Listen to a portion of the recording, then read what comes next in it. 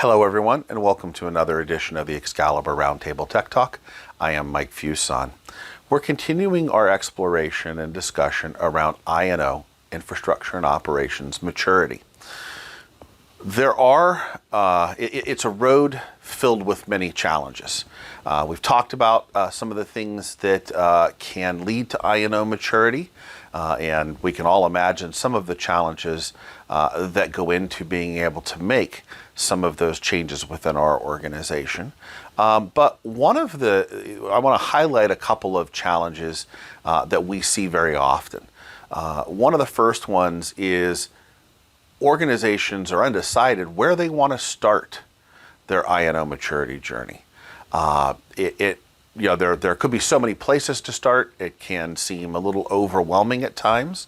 So where do we start? And when we get asked that question, we always kind of look at, let's pick a place where we seem to have the most buy-in to raising our level of maturity. Let's start there, somewhere where we have an understanding of maybe what our path forward may look like. There's some excitement about maturing that particular area of our infrastructure and operations, and start with that as our catalyst to a more broad I&O maturity effort. It allows us to take kind of a small step and begin that maturity process, and then start to move into other processes. One great example that comes up a lot is the service management team as well as the I&O team want to ensure that the CMDB is more accurate.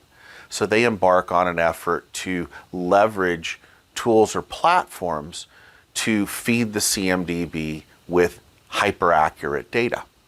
That is a great place to start because it's somewhat easy to accomplish. It actually accomplishes multiple teams' goals all at the same time and starts to drive us towards our maturity goals.